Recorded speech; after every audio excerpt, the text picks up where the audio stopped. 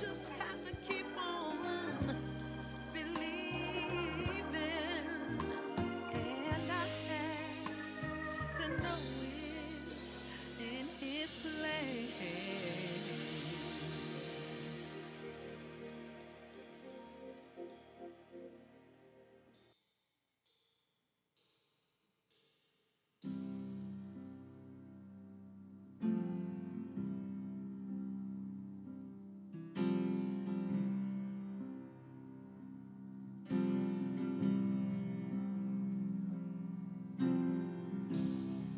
I was down in the valley before love came and grabbed me.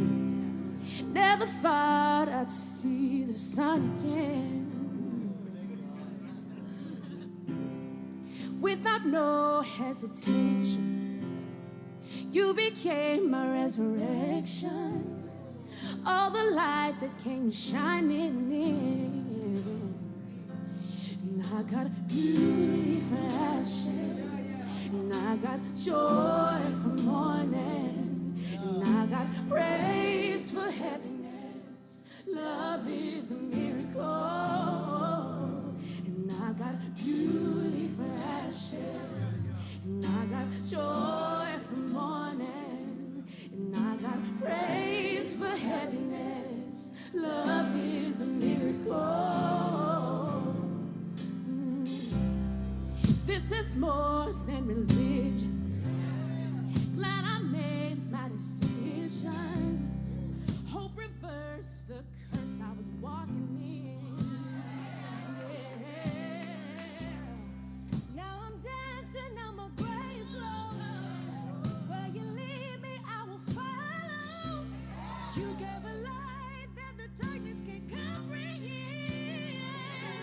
Now I've got beauty for ashes, joy for mourning, and I got praise for heaviness. Love is a miracle. Beauty for ashes, and I got joy for mourning, and I got praise for heaviness. Love is a miracle. I remember the voice that called me. I remember when my heart said yes. I will never forget that morning. You were singing over me like, yeah, yeah, yeah. You were singing over me like, you were singing over me, yeah. Oh, you were singing over me, yeah. I remember that moment you called my name, pulled me out of that miry clay. Yeah,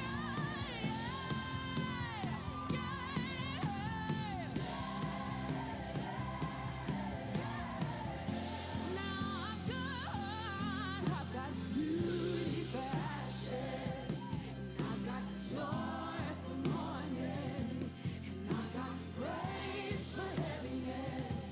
Love is a miracle.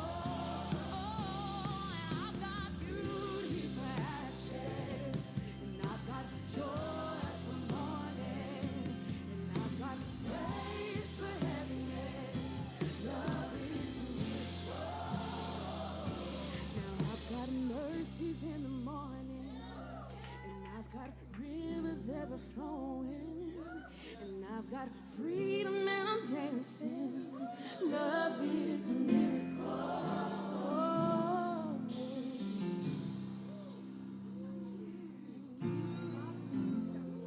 You're a miracle working God.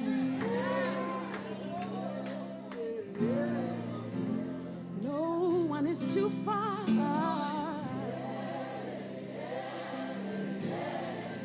You said I'm not too far away.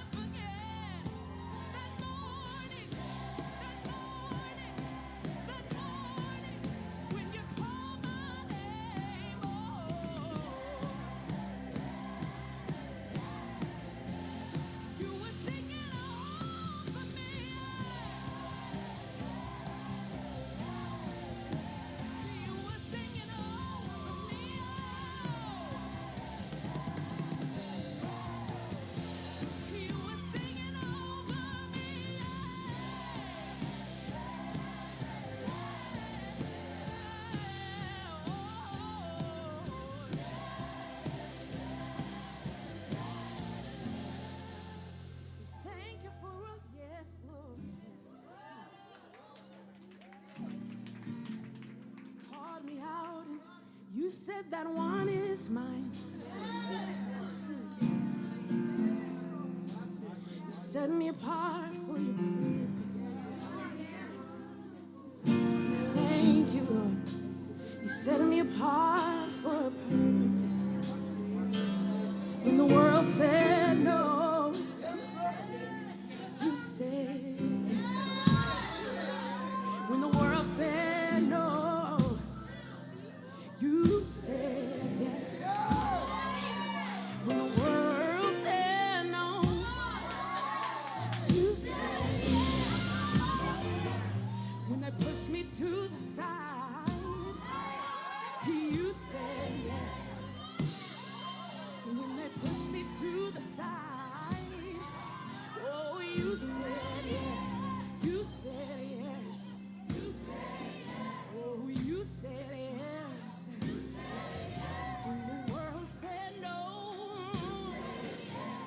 you said yes. Even when I said no, you said yes. Oh, you said yes.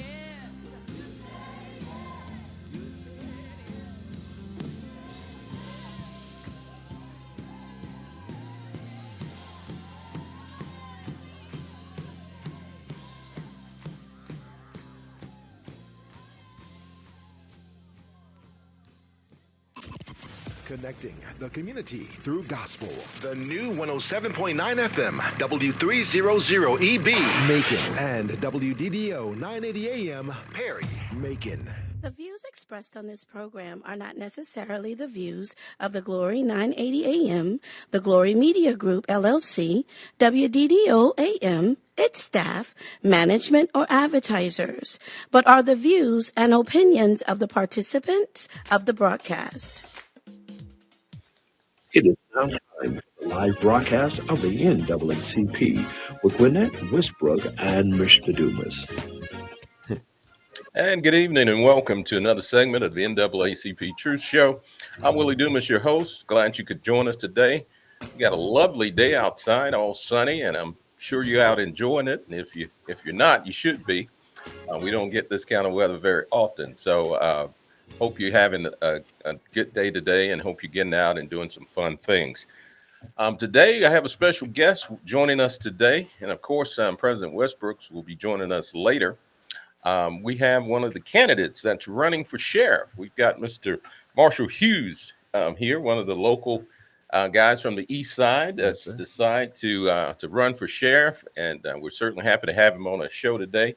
And why don't you just go ahead and tell our listening audience pretty much why you decided to run and some of the things you feel can change to make Macon Bibb a safer community.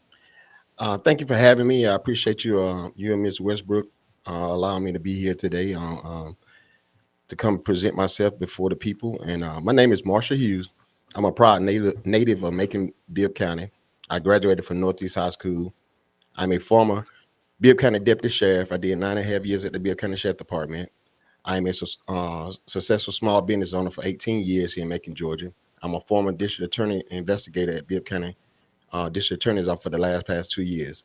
And I'm married for 27 years to my lovely wife, Camille. Absolutely. We have 3 beautiful kids, Amber, Jamal, and Joshua.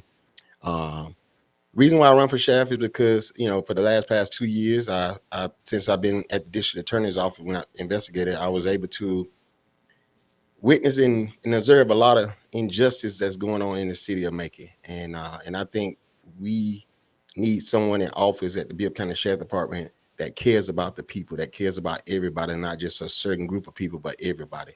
And I think I'm the man for that job, and I think I can make the difference. And I think we need, my slogan is the change we need, the change we deserve. And I think it's time for that change. And I think me, along with the community, we can make that change, and we can make a difference in Macon Bibb County and change the narrative that we're being seen across the world as being ranked number 1 in crime in Macon Bibb, and that's unacceptable. Absolutely. Now, you mentioned the fact you've been in Macon quite some time. Have you seen a decrease of any sort as far as policing goes here in the city? Yes, sir. It's worldwide. Decrease in law enforcement worldwide, but here in Macon Bibb, I can truly say that it shouldn't be, because we have a tight knit group of in law enforcement, and a tight knit group of people that live here that love this city, and only one reason why we making bill was short, I would say, not only reason why it would be, but the leadership.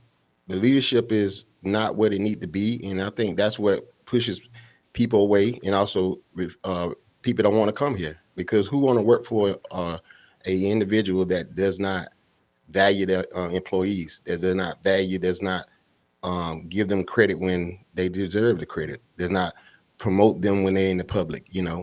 Like I always said before, good or bad, the sheriff gonna take the rap for it. But when it's good, he take the rap for the good. But when it's bad, he pointing the finger at the bad person, and it's evidence, because from the young man that got fired from the jail for inmates escaping, instead of taking ownership at we was short, we let the people down, we let the public down. We're gonna do better, and that's what we have to do as a sheriff. We have to take ownership when we need to take the ownership, and when punishment is deserved, you issue the punishment. Absolutely. Now, one of the things a lot of law enforcement agencies talk about is having adequate pay for their sheriff and their deputies. How would you see that as being a way of increasing the force? Well, we have to pay them. We school teachers and law enforcement officers, they get the short end of the stick. Wow. And when I say that, they get the short end because that is a demand. Both of those are demanding jobs, and by both being demanding jobs, they deserve the money to be paid. Because we'll pay other people receive a wealthy salary that does less than risking their life, does less than teaching kids, and they receive a wealthy salary. And I think law enforcement, we need to receive a wealth, not say wealth, but we need to get our fair share in amount as for to take care of our family, because receiving bare minimum, that's why you have officer leaving, going to other agencies that offer a $2,000 or $5,000 difference in pay. That's not a big difference, but to them it's a big difference in livelihood, so that makes the big difference. But if we in Big County, we can raise the price, not raise the price, but raise the salaries up to be competitive across the counties that surrounds us. I think we will receive, and a lot of other officers will come back, and we'll have a lot of new officers joining the force. Absolutely. Well, I see President Westbrooks has joined us. Yes. Good evening. Mr. Hughes, how you doing? How you doing, madam? And I'm sure you have some questions you may want to ask Mr. Hughes. Yes, I do, because Mr. Hughes know I'm kind of very much involved with the jail and Yes, ma'am. so yeah, my concern is too the going in and out of the jail.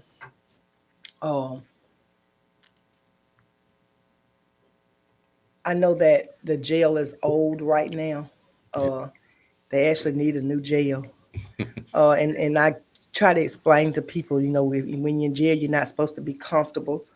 It's jail. Yes, ma'am. But a lot of the things that I've encountered, especially with the safety of the jail,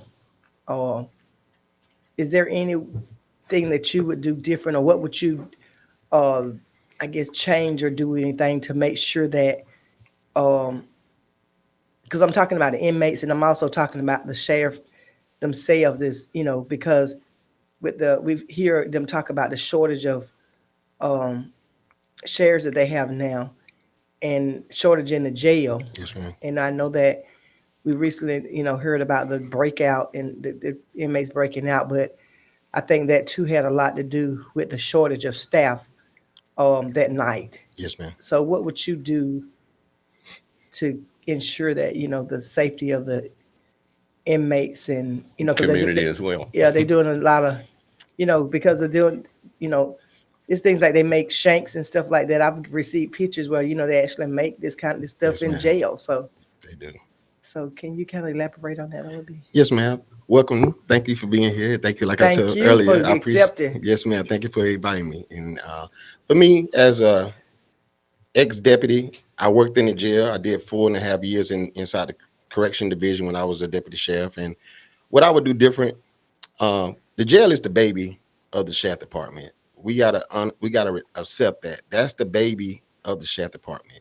They house over 800 inmates, and all departments are important, but the jail is mainly important because we cannot allow one inmate, four inmates, or how many of the inmates escape from the jail because they are a danger to society. And one escape, if one escape, let alone four escape at the same time, that's a sign that something was failed. There was a failure in the system at the Bibb County Sheriff Department. Me as the next sheriff, I will make sure we have adequate staff. When I say adequate staff, if overtime, whatever it takes, we have to have adequate staff in the jail. That's not an option. It's going to happen. Another thing, once I become sheriff, I'm going to do a shakedown of the entire jail because to find a loaded gun in the jail, that's unacceptable. Not only for the inmates, but also for the deputies. Right. Someone brought that gun in the jail. Someone brought the gun in jail. If it was an officer or a commissary worker, a kitchen worker, whomever that have access to outside to go inside the jail, brought that gun in the jail. Or let alone, let me just take that back. Someone did break into the jail and deliver contraband. So that could have been one of the items that was in that bag. So let me go back and take that statement back. But contraband do come in multi-faceted avenues, and we got to accept that. And I accept that because I've been there and I've done that. And I've been in the environment. I've seen where it happens. But we have to put measures in place that it can't happen. And by me being the next sheriff, I would make sure I have adequate staff. When I say adequate staff, that means if we have to work overtime, calling officers off the road. Also, we have to hire more people. We have to give people the opportunity to work. We have to give the people, once you have I think right now what we're dealing with at the sheriff department is this. No one want to work for Sheriff Davis. And let's just accept the fact and the reality of it. Nobody don't want to work for him. And it, because to be this short, it's unheard of. Because when I worked in the jail, we had over 30 officers on the shift. And what I would do different is instead of having a 12-hour shift, let's go back to 8-hour shift. That way you can have more manpower. You have three rotating shifts, whereas you're just having two right now. If you go to three, that means you have more officers you can divide on each squad versus you having two shifts at 12 hours. You know what I'm saying? You have more opportunity to have more officers that work overtime from another squad versus you got 12-hour shift. When you work a 12-hour shift, that's tiresome. In that jail, you behind the wall all day long. When you get out of it, you don't want to be in that no more. You want to go get some fresh air. Yeah, and I know I hear the inmates a lot when they talk about that they can't go outside. Or they a lot of these inmates, they know the law. They don't do yard call anymore. That's what some of the inmates, and I don't know if they started back, but I know that was one of the things, they written me and quoted what the law says, what they're supposed to do. They're supposed to have adequate time to go out on the yard. And I remember addressing that, and it was said it was because they were short staff. So they didn't have enough manpower for them to go outside. So that was one of the things. Because like I said, a lot of these inmates know the law just like we do. Yes, ma'am. And that would be something that they call them jailhouse lawyers. Yeah, right. Yeah. So even though I understand that situation when you are short and you can't do that, then I understand that. Yes, but then it puts you in a position where if somebody really pushed it, it could be a problem because that's the law. That's what it says. Yes, ma'am. So what would be some of the things that I know we talked about the conditions of the jail? What I would like to see also, and I don't know how they would go about doing it, it's a couple things I would like to see. For example, people that are incarcerated, and we're dealing with something right now, or people are in jail. I know that the people can actually get their GED and things like that now while they're in jail. But something that I would like to see, a lot of people that are sitting in jail. I know you would because you've worked in the DA's office also. Yes, ma'am. What I would like to see is the next sheriff that would work with the NAACP on a lot of issues that we address. Sheriff Davis does that now. I have a contact person that I normally deal with when issues come about where I can communicate with. But I think it needs to go a little further than that.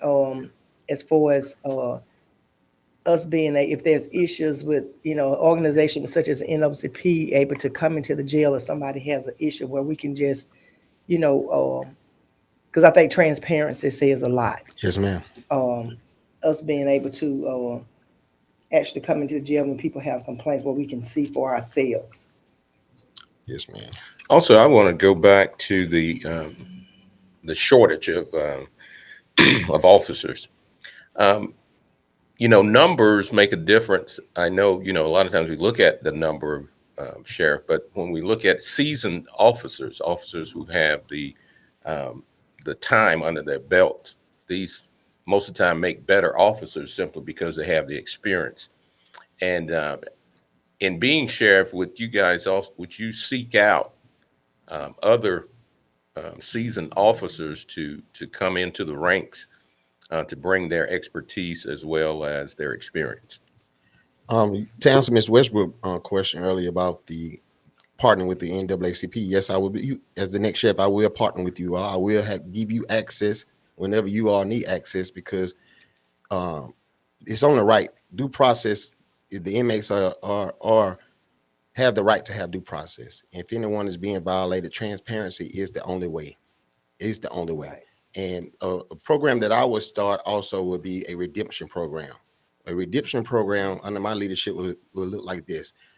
I have friends, family members that done been incarcerated, and went out to prison, but they came back and they out as they're being productive citizens. Mm-hmm. They get a job, they got some own their own business.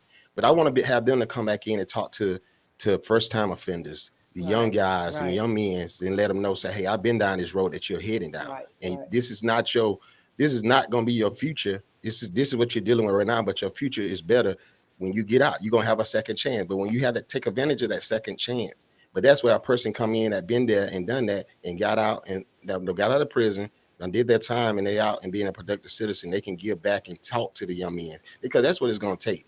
It's going to take someone that don't walk the road, don't walk the path that they're going down to.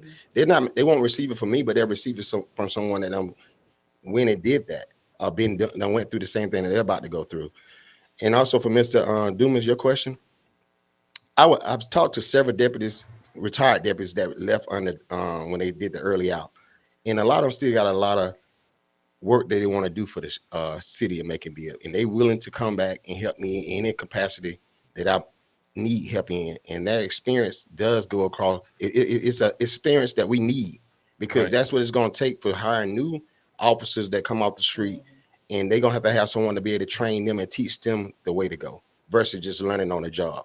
Right now, we can't learn on the job. We got to have someone that's in place that been there and done this and understand what need to happen and what need to take place. And that's where retired officers, deputies that retired, bring them in. They may not they may not be a full-time deputy, but they be a consultant to come in and be able to help and mold them officers and the new officers, and also give a life experience that they experienced when they was at the sheriff department. So that's what we need to do, and that's what I'm going to do as the next sheriff. I have several officers, several retirees that I have spoken with, and they're willing to come back and help. Absolutely. I know you mentioned a lot of the sheriffs are, say you think the shortage is because of they don't want to work for Sheriff Davis. Mm-hmm. Do you? What are some of the reasons why? Is it, because I do know, I've also gotten complaints myself from sheriffs, and they've given me, they've had complaints actually. I do know there's kind of a large turnover with sheriffs leaving. Some of them are fired, some of them are fired, and some of them are allowed to just resign or whatever. And I think that those were some of the issues and complaints that I've received, that the sheriffs are treated different in how they exit. What will you do to build the morale? You hit it on the head. You asked the question why they don't work. It's the morale. When you have a sheriff that's not fair across the board, when I say fair across the board, when you have officers that's working right now just say they were sergeants or lieutenants, they train the people under them, and they still sergeant and lieutenants, but the ones that they train have made rank higher than them. Wow. And you can't tell me a person's not qualified. If he qualified to make sergeant, he qualified to make lieutenant. Why isn't he qualified to make captain? But then the person he's trained make captain over him. That's where the morale problem come in at. When you have officers that don't pour their heart into this department, and then they get, well, I ain't gonna use that word, but they get pooped on. You know what I'm saying? That would break any man. They would break any female. They would break any person's spirit. When you have a person in office as the sheriff, not saying that it's all his fault, but it is his fault, because guess what? He make that ultimate decision. I'm not saying that he may feel like the candidates that he have to promote to lieutenant, captain, major, whatever position, they may be qualified than the other one. But guess what? Give that person the reason why you didn't qualify, why you didn't promote them. Don't just leave it undone or leave it, don't say anything, and then think that person's supposed to just still have the same ambition, have the same drive to go to work or come to work. Yeah. Because guess what? That would tear down any man or any woman, any person. Yeah. I've been in that position before. Well, not quite that, but I've been in a position where actually myself and somebody else were doing the same thing, and they were making more money. So right. Yeah. So it does. I know. It was another something else. Oh, and it was one other thing I've listened to you. It was a podcast or something that you were on. Yes, ma'am. And it made, I think it was you that and I may correct me if I'm not wrong, but they was talking about like when something happened and they put you saying that when officers or sheriffs mess up, they put them in the jail as a form of punishment. Was that you? Yes, man. That was okay. Me. Explain that. Explain, because I'm just trying to figure out, you know. Yeah, well, it's a no-brainer. As any deputy that work at the sheriff department or have worked at the sheriff department, that's a tool that Sheriff Davis have on his tool belt. If you mess up, if you're not one of his good old boys that he like, you going back to the jail. The jail he used the jail as a punishment, and that would not happen under my leadership. And I said it on the other podcast, and I said today to all the deputies that are employed at the sheriff department and will be employed at the sheriff department, I will not use the jail as a punishment. And the thing about it is this: the jail is a tool that you can mold good officers. Because guess what? You have so many issues that happens in the jail. It's a conflict resolution situation where it taught me as a young officer. Two inmates get in a fight. I have to investigate who was the aggressor, who started it. Right. That translates out into patrol. When I go on patrol, that's when I respond to a call. That helped me out to be able to not just jump and say, just because you called the other person is the person in the wrong. It's time to investigate. That's where the jail come in at. The jail is a tool to learn. You can learn, and it's called, guess what? Also, you have 800 inmates down there. Guess what else you have? 800 different personalities. Right. And as a officer that work in the jail, it's your job to deal with 800 different personalities. You cannot treat one just because one piss you off. You're gonna roll that over to the other. No, you gotta let that go. And that's where the jail come into play at. They're working in the jail. It shouldn't be used as a punishment. It's a tool to put in your tool belt as a new officer, a young officer, to carry on through your future as in law enforcement. And then I think, with me, I think that every sheriff should go through. Yes, ma'am. Go through working in the jail. I agree. Not have a pick list. Well, I'm just saying, not you got one person that just stays in that position. But I think if a sheriff, that everybody should go at some point actually work inside the jail. That's how it was when I first started at the sheriff department. When you got hired on, you was a correction officer, and you work your way from correction to the radio room, then from the radio room out to patrol, then from patrol to other division. But the difference is, what happened is this: you had Macon Police Department, whereas they just went from the academy onto the street. From when they graduated from the academy, they went to the street. They never worked in a jail. They never had a jail to work in. But once you consolidated, and once they consolidated, you had officers that was at the sheriff department. A lot of officers that was deputies, they took the early out because they saw the opportunity. Hey, they can get away from the issues that they were having down there. And then you had more MPD officers, Macon police officers, to come in and you had officers that he assigned to the jail that never worked in the jail. So guess what happens? Well, if you never worked in the jail, like you just said, if you had the opportunity to work in there, you would have the understanding how it should work. But when you promote someone and then you stick them in the jail like he do as a punishment, they don't want to be there. Guess what they're gonna do? They ain't gonna do nothing. They ain't gonna do their job. They're gonna just say, "Oh well, they see it, but they don't see it." But then when you have someone that never been in the jail, never worked in the jail, but now you tell him, you task him, "This is your assignment. Run this jail." Okay, who you gonna teach me? Who you gonna assign to teach me how to run this jail? Right. It's called learn as you go, and that's what been happening for the last 6-7 years. Learn since consolidation. I would put my money on it. That's what been going on. Learn as you go. Yeah, I would think that if especially since the consolidation, I think everybody probably should be trained to work in the jail at some point, just in case you had to, you would be trained to do and know how to handle. Because it's a different world when you're working inside the jail and you're just outside of the jail. But it shouldn't be used as a form of punishment. If an officer mess up, then I'm going to put you in the jail because you messed up and put you in the jail. Because I don't know what what else you could do in the jail besides basically deal with the inmates. You know what they call back in the when I could just refer back to my childhood. When company come over, your mama, if you know you the bad child, your mama go to your room. That's what it is. That's how the Sheriff David look at it. If he don't want you out in the public, he send you to the jail where nobody can see you. Oh. That's the form of bad. That's where you misusing the power, misusing the jail for a punishment. When you don't want someone out in the public that may embarrass you, may do something that you disagree with. So guess what? Let me just take him off the road altogether. Let me just put him in the jail where I know ain't nobody gonna have to see him besides inmates. So I can remember a while back when the guy, I can't think of his name, that killed Sammy Davis.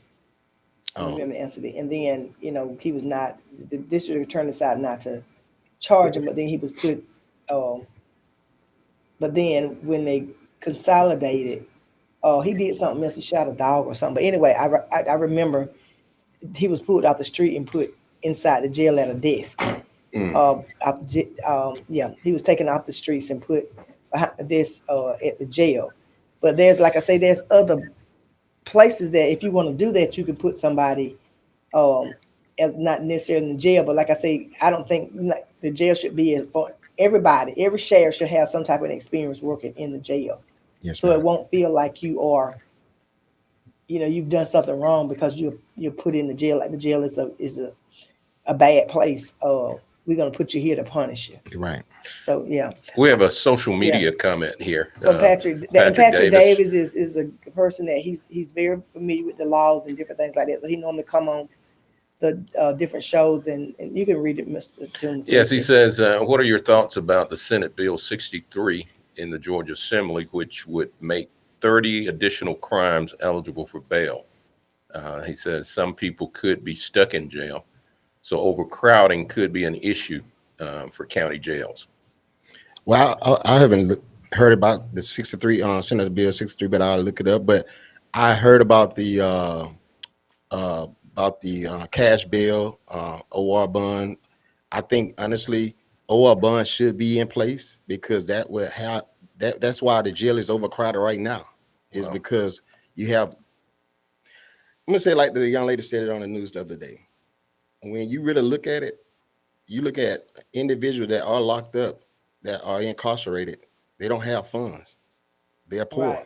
Right. They're poor. So you asking them to pay a bond that they can't afford. So guess what they're gonna do? They're gonna sit in the jail, and their family can't pay the bond. That's where the OR bond would come into play. So I'll become the next sheriff. I would be in. I'll be on the side of issuing OR bonds because when I was a deputy sheriff back then, OR bonds was a critical part of that we used as a tool that Sheriff Robert Johnson and Sheriff Wilkes used to not have the jail being overcrowded because it's only fair. People make mistakes, and that mistake shouldn't be a $10,000 mistake that they gotta. I'm not saying if you commit the crime, you're gonna do the time, of course, but it's due process. If a bond is eligible, if you're eligible for a bond, give that person the opportunity to make the bond. If they can't make the bond, let's look at the other avenues of let's say, hey, if you get an OR bond and you refuse to show up to court, it's no different than a person that post bond that refused to show up to court. It's the same thing. but it's going to be an issue. A bench warrant going to be issued to them, and they're going to have to be, once they get captured, then the OR bond is off the table from that point. You don't receive another OR bond. It just it's like if you do right by it, you receive it again if you ever get in trouble again. If you do wrong by it, you're going to be staying here. So I think bonds and bills, if they are going to, that's a part of the for the inmates to be able to have an opportunity to post bond. If they can't post bond, then we look at the option if the crime is not, if it's not a violent crime, if it's just like a shoplifting or something along that line, I don't think someone should be sitting in jail for a long period of time on a shoplifting. That's just my opinion. But also the jail is overcrowded, not only by crime, but also probation. Probation holds are one of the ones that have the jail overcrowded. Right. We got to mandate the probation officer in the officers in the probation to do that job, because they got to have to do their job, because you as a probation officer, if you fail to go down and interview your client, your probationer, and you just let them sit there, that's not fair. That's not justice. You know what I'm saying? I got another question, and this is a very good question. Brad Krubb says, how will you use the BCSO Facebook page differently than it is being used now? Brad Gross, I was on his podcast too. Okay. Well, I wouldn't, me personally, the perp walk what they're doing right now, it's embarrassing. It's a tool that they shouldn't be doing, because honestly, when we say this is why I got a different what's the word for it? Separate me from the other candidates. I worked in the courts. I worked in the DA's office, so I was able to see how the court system worked. So you talking about you out here videoing, posting people pictures and posting the crime that they committed on Facebook, and they haven't even went to court yet. Right. That's the thing. I agree with that. They haven't went to court yet. So if that person chooses to challenge those charges and say, I want a trial, guess what? The same people that watching his Facebook page, they already looking at him as being guilty. Right. And that's not due process. And I agree with that. You know, I agree with that. That Facebook page under my leadership would not be used in that capacity. It would be used as elevating and promoting, and showing our officers, appreciating them in the good work that they're doing, not to try to make embarrassing inmates, but citizens of Bibb County. We need to address. That's been brought to my attention too, about that. And I know Kara Spain says here, when people sit in jail, they lose jobs and housing. Exactly. True. So that's one of the things with the probation. Our time is up, but with the probation, that's why we've been working. The NAACP been working with the probation and requesting going to the jails to talk to inmates, because I find a lot of issues with probation when I'm going to the jails to talk to these people. Yes, ma'am. Yes, sir. Our time is up, but you're welcome to come back on the show at any time, or if you would like, or just let us know. And then, because like I say, look like we need more to talk about. So, yes, ma'am. I'm welcome to come back again, or maybe not this next Monday, but the Monday after. You would like to come back and finish up, we can finish talking. Anytime. Thank you all for allowing me to come, and thank you all for giving me the opportunity to speak to the citizen in Macon Bibb County. And my name is Marshall Hughes again. Please go out and vote Marshall Hughes for sheriff for Macon Bibb County. Thank you. Absolutely. Thank you. And we'll see you guys next week. Have a great day.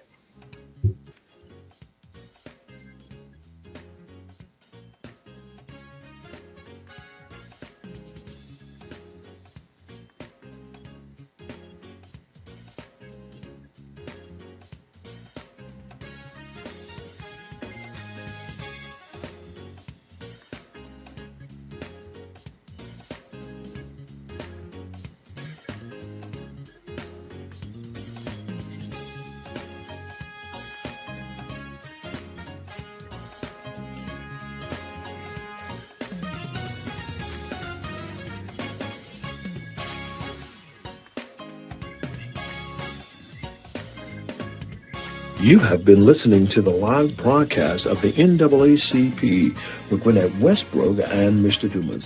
Come join us next Monday at 4 o'clock p.m. on 980 WDDO. The views expressed on this program are not necessarily the views of the Glory 980 AM, the Glory Media Group, LLC, WDDO AM, its staff, management, or advertisers, but are the views and opinions of the participants